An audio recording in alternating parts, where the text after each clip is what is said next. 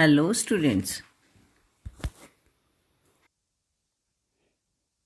Hello students, today we are going to discuss about locomotion in paramecium. Paramecium, also known as sleeper animalcule, जिसको कहा जाता है सामान्य भाषा में, एक स्ट्रीमलाइन इसकी बॉडी होती है और जो इसको जल में तैरने में सहायता करती है। इसकी बॉडी जो होती है चारों तरफ सीलिया से कवर्ड होती है और एक समान आकार की सीलियाएँ इसके बॉडी के चारों तरफ पाई जाती है, जिनकी जो संख्या होती है अप्रॉक्सीमेट 14,000 होती है। पीछे की तरफ जो सीलिया होती है वो कुछ लंबे आकार की होती है, जिनको कोडल टफ्ट के नाम से जाना जाता है। और इसकी गति में मुख्य जो रोल होता है वो इन्हीं सीलिया का होता है। पैरामीशियम एक प्रोटिस्ट है और एक कोशी की जीव है, प्रोटोजोन। और इसकी जो सीलिया होती है उसका स्ट्रक्चर जो अरेंजमेंट होता है वो 9+2 का अरेंजमेंट के नाम से जाना जाता है। 9+2 अरेंजमेंट का मतलब होता है कि सीलिया के स्ट्रक्चर में दो तरह के फाइब्रिल्स पाए जाते हैं, एक सेंट्रल फाइब्रिल्स यानी केंद्रीय तंतुक और दूसरे होते हैं पेरिफेरल फाइब्रिल्स यानी परिधीय तंतुक। केंद्रीय तंतुक दो होते हैं और परिधीय तंतुक पेरिफेरल फाइब्रिल्स जो होते हैं वो 9 होते हैं, और इसलिए कहा जाता है इसको। और ये एक जो होती हैं तार की भांति उससे जुड़े रहते हैं। और एक देखा जाए तो कार्ट व्हील, छकड़ा गाड़ी का जो पहिया होता है उस आकार का इसका स्ट्रक्चर बन जाता है, और इसको 9+2 का अरेंजमेंट कहा जाता है। अब इसमें आता है कि Paramecium is the fastest moving organism of all protozoans found in freshwater ponds. It possesses cilia, compound cilia structure as locomotion and food capturing organelle. दो तरह का काम करता है सीलिया इसका, एक इसका गति लोकोमोटर और दूसरा फूड कैप्चरिंग अंगक कहलाता है। This organism is found in abundant stagnant ponds and organic infusions. Orientation of cilia देखा जाए तो the body of paramecium is covered with a distinct tough and flexible pellicle. Pellicle की covering पाई जाती है उसके चारों तरफ। The pellicle has inflated alveoli which produce a polygonal space. One or two cilia arise through this space. The paramecium, the cilia divided into body ciliature which occurs over the general body surface, and the oral ciliature which is associated with the mouth region, and the lateral includes larger cilia. अब आता है structure of सीलिया। सीलिया का structure क्या होता है? Cilia is a tiny hair like appendages. एक जो होता है वो छोटा बाल के समान स्ट्रक्चर होता है, about 0 to 25 μm in diameter. Cilia are shorter than the flagella and are generally more numerous than flagella. संख्या अधिक होती है और फ्लैजिला से साइज में छोटे होते हैं। The ultrastructure of cilium is identical to that of the flagellum. जैसा मैंने आपको बताया 9+2 arrangement that is also present in flagella. तो दोनों का स्ट्रक्चर अगर आंतरिक संरचना देखेंगे तो सीलिया और फ्लैजिला की एक जैसी होती है, केवल साइज का फर्क होता है। Thus each cilium is made up of N axial filament. एक एक्सियल फिलामेंट होता है सीलियम में, and the exonym surrounded by a protoplasmic sheath. The cilium arises from a basal body. एक आधार कणिका होती है जिससे उद्गम होता है सीलिया का, और काइनेटोसोम भी उसको कहा जाता है, जो कि एल्वेलर लेयर जो होती है उसके अंदर पाया जाता है। The kinetosomes that form a particular longitudinal row are connected by means of fine straighted fibers.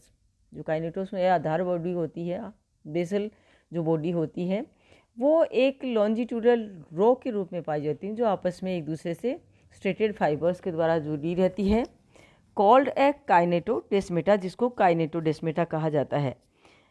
Actually a single kinetodesma in paramecium is a capable of still smaller kinetodesmal fibril, each of which originates from a kinetosome.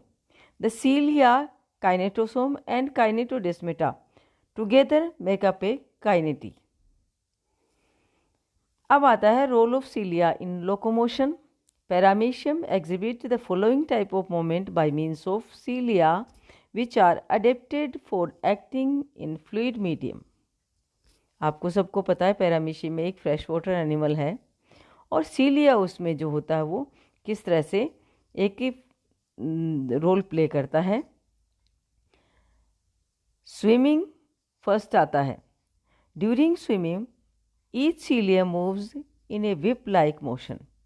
जो चाबुक होता है, जब हम नाव चलाते हैं तो चाबुक विप जो होता है उसकी तरह से सीलिया का रोल होता है कि it first gives A forward active stroke. जिस तरह से हम नाव चलाते हैं और नाव चलाते रहे हम देखते हैं कि पहले हम जो चाबुक होता है, नाव का जो चप्पू होता है, उस चप्पू को हम आगे की तरफ ले जाते हैं और उसके बाद फोर्सफुली हम उसको पानी को काटते हुए पीछे लाते हैं और फिर इजीली हम वापस उसी पोजीशन में उसको ले जाते हैं अपवर्ड साइड में और फिर उसको पानी को काटते हुए बैकवर्ड साइड में उसको लाते हैं। और यही मोमेंट हमारी बार बार रिपीट होती है जब हम नाव चलाते हैं। और just like this moment cilia also act like a whip like motion. इसी प्रकार से सीलिया होता है कि सीलिया भी एक सबसे पहले आगे की तरफ चला जाता है और आगे से पीछे फॉरवर्ड टू बैकवर्ड मूवमेंट करता है और वो भी फोर्सफुली पानी को काटते हुए, और इसमें उसकी एनर्जी कंजप्शन होता है। तो इसको कहा जाता है effective stroke. It first gives A forward active stroke in which the cilium is fully extended and beating against the surrounding liquid, यानी पानी के फोर्स के अगेंस्ट काम करता है। It is followed by A recovery stroke. जैसा हमने कहा कि पीछे से बैकवर्ड टू फॉरवर्ड मूवमेंट जो होती है, पीछे से आगे की तरफ वापस सीलिया अपनी पोजीशन में आता है, तो वो एक रिकवरी स्ट्रोक के नाम के जैसे जाना जाता है। वो एक इजी गोइंग मूवमेंट होती है और उसमें किसी प्रकार का एनर्जी कंजम्पशन नहीं होता है। In which the cilium returns to its original position with an unrolling moment that minimize the viscous drag. The direction of the effective stroke is oblique to the long axis of the body of paramecium.